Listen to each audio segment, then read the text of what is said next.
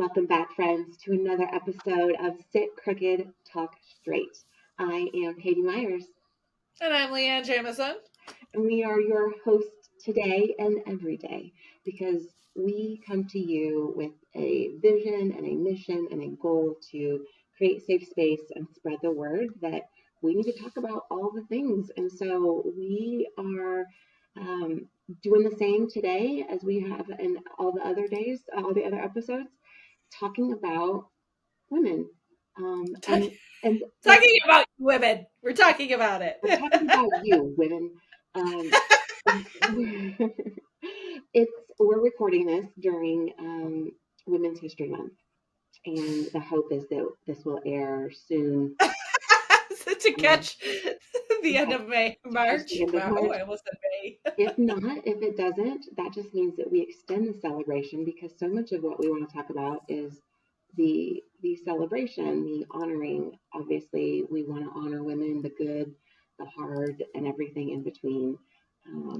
And so Women's History Month, like there's so much to glean from all the women of the past, but kind of talking about like the women in our lives, and also the reality that some of us don't have great women, female role models. We don't have great characters playing the role. And what do we do about that? You know what I mean? And yeah, what are we just stuck, or do we go and like seek them out? Do we become them? And obviously, Leanne and I have been on our own personal journeys of becoming the women that we want to become. And there are lots of really crazy parts of our stories that some might even call trauma. And there are other parts where we swing from the trauma vine of the jungle to the triumph vine of the jungle. And maybe that's going to be the title from Triumph. Yep. What did I say? Trauma to triumph. Trauma to triumph. And how can we, because Leanne and I were having a conversation before we hit record, and we always pull from our life experiences because that's what we got. And I'm in this place of like swinging from vine to vine, right? And I'm not quite sure what each vine represents until like I'm there. And but I know that I keep moving. And part of my story is that sometimes the vine is covered in snakes or ants or right, like it's just like not good. And so it's like, all right, keep swinging. And I think that's what so many women over the last, I mean, I don't know how far back we want to go, but like over like the history of mankind, of womankind, women have been swinging also from branch to branch, from vine to vine, in seeking out in hopes of becoming the better and best version, their favorite. I like to use my favorite version of myself. And sometimes we have to like grab onto some shitty vines for a minute to remind ourselves that that's not what we want. And that's not what right. They're filled with thorns. They're filled with all sorts of stuff. And really looking at wrapping it all together of just like, who did we look up to, right? And like how this process has been going on for, God, forever. Since, I mean, like, if you really want to get into it, it's like, you know, you talk about Mary Magdalene and there's the, there's, oh my gosh, yeah, there's the book of Mary Magdalene that a friend of ours actually had recommended to me. Yeah, and recommended it to me. I guess it was a few years ago.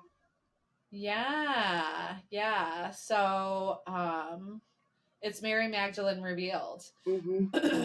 So, I mean, if we really want to go back to those times of just like how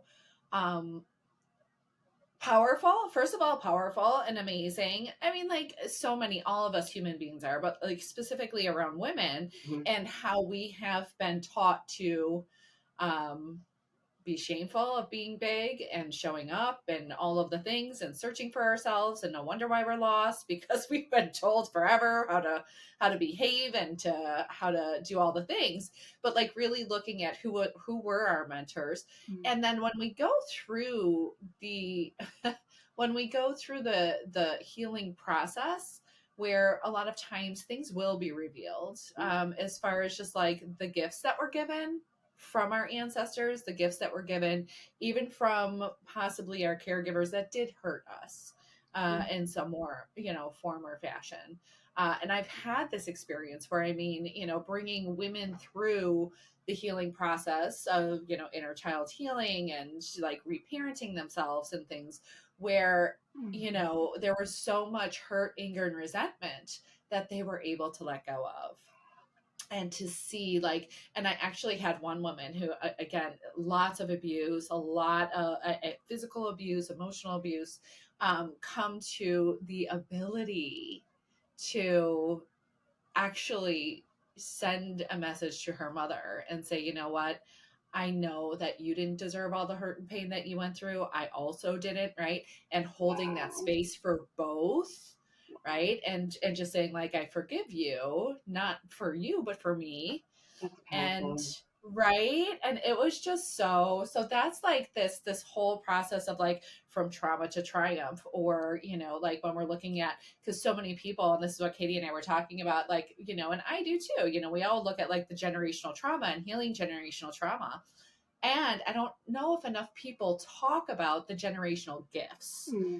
that, and like the sacrifices that were made for us, because we're so stuck in the trauma, and it's time to really look at moving from the trauma into that triumph. And I love that you identified that.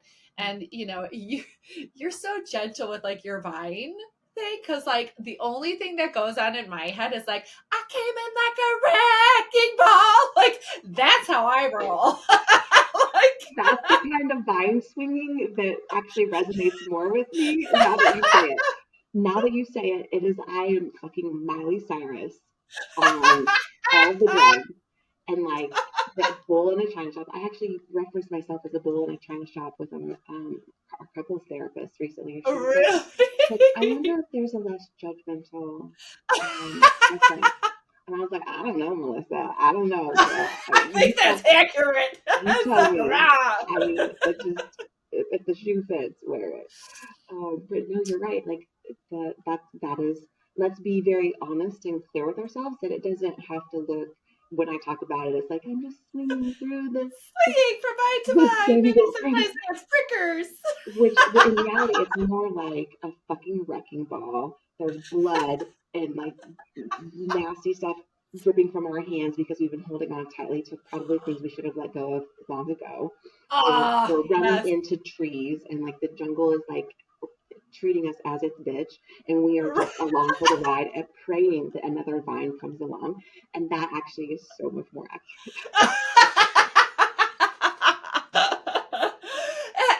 And when you think about it like that, we laugh. It can get really dark. It's really heavy. It's really like, sometimes we can't see the next vine and you're like, I don't know how much fucking longer I can hold on. Right. And being able to recognize that journey of just like, this is us going through and shedding so much trauma in order to see that vine that is perfect for us. And I hate to use the word perfect, but like I always think of it as like perfectly imperfect. Like, like it might not be, it's perfect for us, whatever.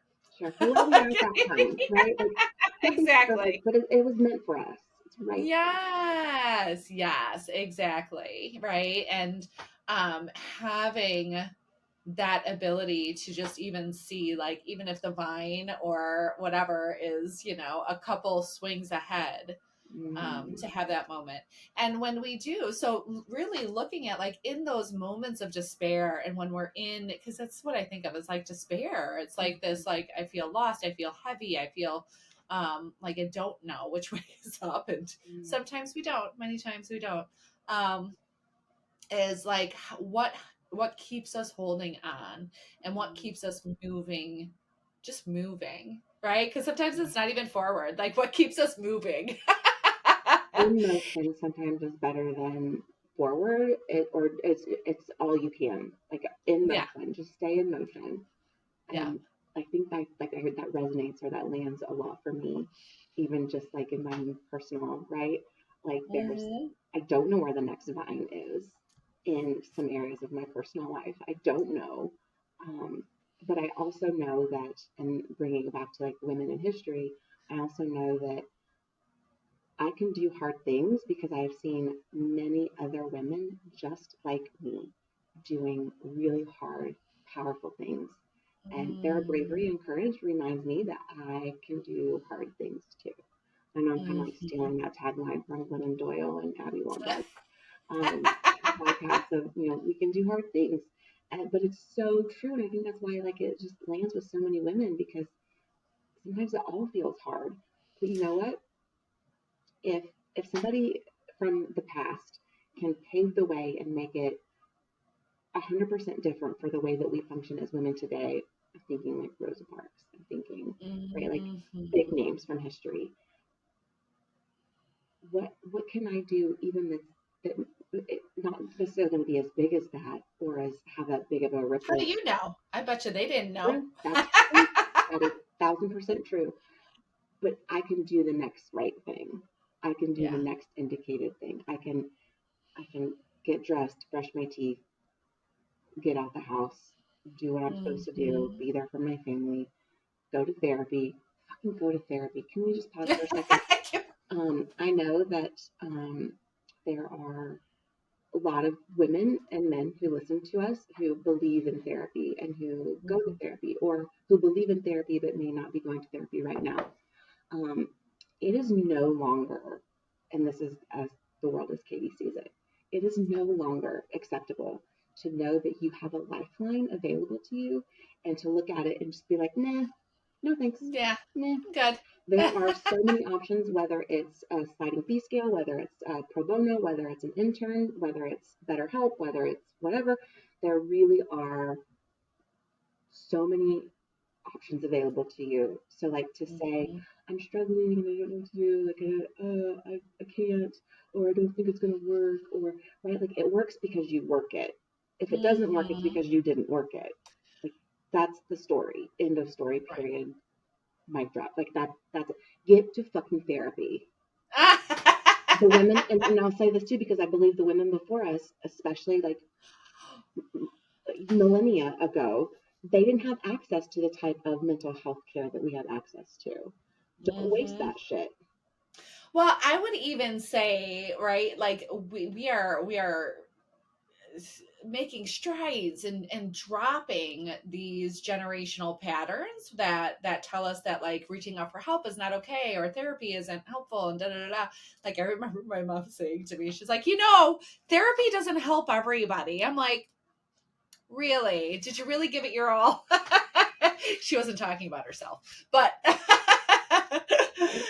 I was just like, I mean, I beg to differ. I've seen it work for a lot of people, right? Where it's just like, even if it's just a little bit of insight, even if it's just, a little crack, or just like knowing that somebody has heard you, whatever it is, Right. you will get something out of it unless you go in determined to prove yourself right. Because there's a lot of fucking people. The self sabotage and the story that we tell ourselves so that we can then point to it and be like, see, I told you it wouldn't work. See, I Mm-hmm. told you I was Mm-hmm. right, you were wrong. It failed. Well, congratulations, you were right. It failed because you made it fail. Right? Like, Well, it goes into that victim mentality, right? Of like, if you want to stay a victim, you will stay a victim. If you are ready to take responsibility for leading yourself into that triumph and the generations before you and the generations that were past, because that's what gets to happen. It is like when we do the healing ourselves. I know I got stuck in that victim mentality of like, why the fuck should I have to take care of all of the generational trauma? Fuck that shit. Like, yeah. like, and then I'm like, oh my God, because I'm suffering and I don't want to do this Oh anymore. my gosh, Right. it's so much like forgiveness, right? Like we don't Mhm. extend forgiveness externally to benefit the people that we're forgiving. Forgiveness is what we give to ourselves. This Right. work that we're doing, while yes, it will absolutely trickle down and impact the masses, it's more of a gift to ourselves that we address this generational trauma, right? Like it's a paradox. It's a Yes. I just now I never thought of it that way. I was just thinking too of the people, when we're looking at the people, the women that came before us, that truly that blazed trails, that had to fight, that had to speak up, that had to fight for their rights, fight for our rights, not just their rights, but our rights. Like, these were the women that came before us. Our job, right? Because when you think about the wrecking ball, right, when it swings one way and then the other way. So, we had that fight. And now I feel like our job is different as trailblazers. I feel like our job is to do the healing, to be able to triumph, to be able to lead the world in compassion and love and unity, because we are no longer in that space where we truly, well, this could be a debate too, right, where it's just like our rights were trying, like they have been tried to take away, and like all that crap, like when we moved backwards. But again, that was, that was the ball. Right, when we go from the one extreme to the other with the wrecking ball, and then like coming back over to remind us, like, wait, hold on a second, there's still unity, and like, hey, we're not going backwards, we're actually going to swing back over this way to the kindness and compassion, right, until we sort of settle into a wave, a groove. I don't know. That's just what I was like. Oh my gosh, it all makes sense in my mind now. It's all coming together. It's all coming together because when we make the connections of the women from the past, and again, like we carry with us like the generational grief and trauma and wounds, it's like on a cellular level. So Yeah. the experiences of our ancestors actually live within us. And when we acknowledge that, when we give gratitude, like you were saying before, for the sacrifices, our ancestors didn't do it perfectly, by no means. Neither are we. All right. Well, what is it? What are the gifts and the lessons that we can take with us so that we don't repeat the same traumas? Because we're carrying, our children carry the trauma of our shit. Our grandchildren are going to carry the trauma. And like, I pray that we'll do enough work. I don't know if that's the language I want to use. I pray that we do the right work to help pave the way so that my granddaughter, great great granddaughter, great great grandson, whomever is coming down the line, will have a little bit of a different experience because I showed up and was willing to do the work. I was willing to heal and confront my bullshit and turn trauma into triumph.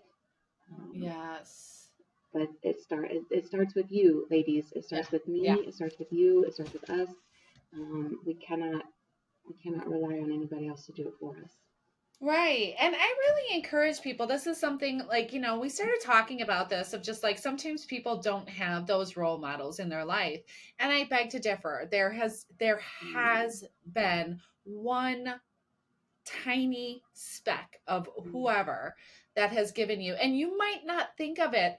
Like, I know for me, this is interesting for me, so you might not think of it of just like, because a lot of times when we think about like somebody who we look up to, who was, I don't know, maybe you think of nurturing and loving and all this, but that's so different in different ways. Like, when I really reflect back on some of the people that were very influential in my life, like for instance, one teacher comes to my mind. All these different, I had a couple different teachers that saw something in me that I was not able to see in myself, and they held me to a higher standard, and they called me on my bullshit, right, and they did it so lovingly, in a way, like lovingly, in a way of just like, they're like, Leanne, what are you doing?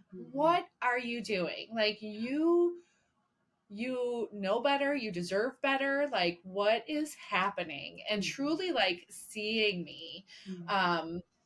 So when you think about those people in your life that really you look up to, or that did hold space for you, it might not look the way that this loving parent and this and that, as somebody that's, for me anyways, it was that person that really hold the standards up, because I was not holding them up for myself. I did not think I deserved anything. Right. Right. I So love the yeah. encouragement to look beyond what might be like the obvious or the bright shining example of like, well, I didn't have like a Mother Teresa in my life. Well, most people don't and didn't and Or won't. maybe a mother, Or like maybe maybe you didn't mothers, have a mother. maybe in general, right? Like that wasn't available to you for whatever reason. But Mhm. there absolutely we can look and find those people.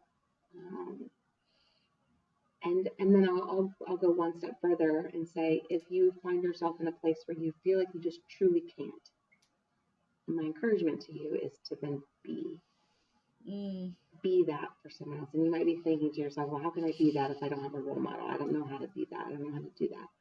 Then start reading, my dear. Start reading about Mm. all of the women who have come before you, because there are so many examples and so many Yeah. stories about women overcoming and triumphing and pushing back and breaking glass ceilings and doing the badass things that even if you don't know them in person, you can know of them in spirit and in story Mhm. and learn about them. Again, we can no longer sit back and say we don't have access to these things. It is 2024, folks. Like we have access to all of these things. To say I don't have a role model is like saying I can't do it. I'm stuck. I'm gonna just sit here in my like self pity. You can choose that, but that is not your only option. So stop playing like that's your Mhm. only option. Yeah. Fucking go to Yeah. therapy and read a book. And That's my message. I would say too, of just like, I encourage you to look at some of the loving actions that you've taken for yourself, Mm-hmm. right? As like, to be that role model for yourself and for other people, of just like when even like when you decided to wake up and get dressed and go to work when you didn't want to or didn't feel like it, but like you knew that people were I don't want to say relying on you, but like you knew that it was important for you to do this, right? So being able to recognize those loving actions that you've taken for yourself, whether it was to wake up and stretch or offer gratitude or kiss your kid on the, good night, whatever it was. It's like these are the loving actions that we are taking every day that we don't give ourselves enough credit for, or even identify as loving actions. But when we start seeing them as loving actions, we can see our capability of actually, making a conscious decision to engage in things that make us feel good for the long run, not the short term, right? Um, so yeah, and that's what gets to happen when we act in accordance with our highest values, our highest, right? Like vision for our life. And that's why we look to those mentors or those other people of like, well, what are those characteristics that you love? And maybe you don't have them currently, and that's something that you aspire to. So it's just like, well, what are you going to do every day? Read the books, you're going to go to therapy, you're going to do these things, not because they're easy and you're excited, but because you know that they're going to better your life and the people around you. Even if you don't have kids or you choose not to have kids, it ripples out to the community, um, and to everybody that you come in contact with. Absolutely. That our impact is so much wider and greater than we think or we know, right? Like there is impact that is beyond your knowledge. And so, Mm-hmm. yeah, I hope like the call to action one is there are several that come to mind. One is being intentional about looking for and at and having gratitude for the women who have come before you. And if these are women in your life, I implore you to thank them and to have a conversation with them about what they have potentially offered you. Mm-hmm. Because there's a lot of us walking around doing really amazing things and don't know the impact that we have on others. And we don't know it Mm-hmm. because nobody says it. And we don't say it because it feels maybe it's embarrassing. Like, oh, I don't want to, right? I don't want to say, or like it's vulnerable to have to, maybe make some of those statements, but be vulnerable. Go out Mm-hmm. on a limb for gratitude's sake. Um, Yeah. But if you aren't in touch with those women, or those women haven't presented themselves in your life, or you just haven't seen them, go and learn about some. Mhm. There's not a shortage of examples over history that remind us how badass we are and how Mm. powerful we can be when we get out of our way. And then Yes. be that to your fellow coworkers, your sisters, your friends, your acquaintances. Be the kind of person. I have to think about like those who don't have very high self-esteem. Like, what do you do to get self-esteem? Well, you do esteemable things. You do Mm. things that you are proud of. You keep your word. You are honest. You have integrity. You follow through. You like those are the things that build self-esteem in somebody who's like, I don't have very much. Well, this is how you create it. And Mhm. so, yeah, I just think there's so many different ways that we can honor ourselves and those before us and those who are coming after us. Um, Absolutely. I want to add one more call to mm, action, okay. and this is something that I read in it is Tara Schuster's book, Buy Yourself the Fucking Lilies. Um and she always, and I have the same thing, and I was like, oh, and it like inspired me to like re-engage in this.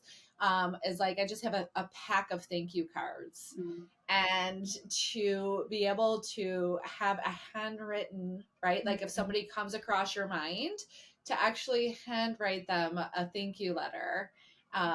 You know, and I know I've done this in the past just in like emails or texts or something like that with, you know, my past mentors, or just like people, you know, that have come through my mind of just like, oh my gosh, they really did have that impact on me. You know, I just remember just randomly writing my one therapist, the one before this, how, because she's I couldn't see her anymore. She was in Dahlonega, and I, you know, anywho, but I was just like, I just want to let you know how mm, impacted I was by our time together, and I still am, and this is what I'm doing, and mm, you know, I just wanted to say thank you. um, Right. And what does that do? What does that do mm, when you receive that? What does that do when they receive that? What does that do for you to give that? And just, you know, that's that prime example of, you know, that ripple effect. mhm, And just to share more love, to share more of those moments with other people. Um, that have impacted you. mm. And yeah, so Tara Schuster, she's just like, she just keeps thank you notes on file, like just right by her, and you know, sends out bunches every single week. So it's really cool. It's really cool to think about that. I'm taking that as like a direct call to action for me. Like they're like I feel thank you for that Uh-huh. because I actually it's funny I got some cards for Christmas that have my like monogram like my mom got them for me. They're really cute. And she was like, I used to write more kind of like notes to people, personal notes to people, and mail them. And I haven't for a while. And I don't think she like knew that, but she was like, I know you like writing notes, and so I got you some. So like, write like, okay, thank you, universe, thank you, mom. Um, Yeah. and and I have been so in my head lately, like so in my head, and because I'm human and because I'm Yeah. living in today's world and I'm experiencing all of the things. So it's not that I'm special or that I'm like it's just It's so it's okay that you're special and I extra. know extra. Let's just identify I know that. extra. Okay, got it. I'm okay with it.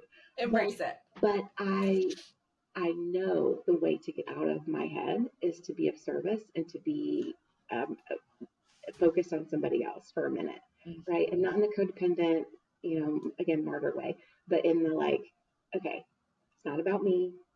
There's something bigger going on. I can be a part of that, another kind of cog in the wheel of somebody's day going maybe a little bit better. I can bring a smile to someone's face.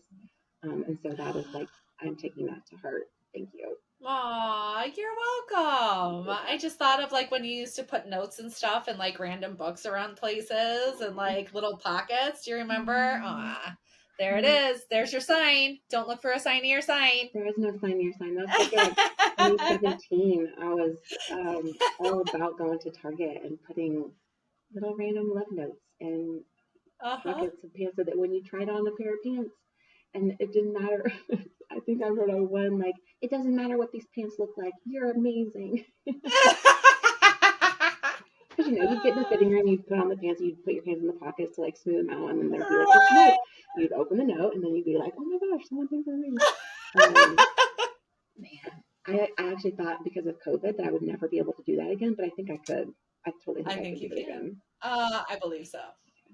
Accepted. Oh, beautiful. So, okay, so that's the call to action for everybody, is to write a random note and put it in a book or something like that, or be more, like have somebody specific that maybe comes across your mind. Get a packet of thank you notes and just have them ready for just like those random moments. They're not random, by the way, but we consider them random. Those moments where people cross your mind, and that is your sign to write the note to them. So I know that we want to pull out our phone and just be like, hey, blah, blah, blah, but how cool, especially if you have their address, to be able to send that little note. So no, snail mail. Send the note. Let's bring snail mail back, right? Oh, let's set the post office. I was gonna say let's set the post office on fire, but that's not what I mean to say. Don't say that. That's not what I meant. I mean, like let's like let like I don't know what else to say because like you can't set the post office on fire. We can light a wildfire of encouragement and love, and send it through because everybody loves getting mail, right? Sociopaths, yes. I think even love. I think probably, unless they're on the run. And then you can't find them. And then they're gonna shit their pants because they're like, they've been found. Okay, and so write your letters. Oh my goodness. Write your letters of kindness. Light it wildfire with compassion and love. And that will help us move from trauma to triumph. Truly, truly. Right? Not just you, but so many other people. This would be really cool. So yeah. Oh my gosh, we would love to see your pictures too. Like maybe like snap us some pictures and send it along to us to be like, hey, I'm writing my thank you note, and we could just post them and we can let other people know that we're doing this thing. So we can hashtag it from trauma to triumph, and we'll set the internet on fire because that's less like you can't really set the internet on fire. But we'll just set the world on fire with our love for each other. And when we raise each other up, when any one of us is lifted up, the rest of us rise. Absolutely. And so absolutely. When one of us does it, the rest of us get the benefit. So spread that love. Spread the love in such a safe way. Oh, well, thank you so much for spending another episode with us on Sit Crooked Talk Straight, where we talked about trauma to triumph and all the things, and recognizing our ancestors and celebrating our ancestors and healing our wounds and allowing ourselves to go through the process and through the wrecking ball, and on the other side, to buying yourself flowers. That was all Miley Cyrus right there. I can buy myself flowers. Okay. And we'll hashtag it Miley Cyrus too. If we can get her on board, hashtag Miley Cyrus. Yeah, let's do this. Hashtag buy yourself the fucking lilies. Okay. Thank you for spending another episode with us. We are truly honored and grateful for every moment we get to spend with you, and can't wait to see those pictures flying through, and that we can post them and really start this beautiful experience for everybody. So as per usual, stay curious, stay compassionate, let your legacy shine, and we are always sending so much light and love your way. Mwah.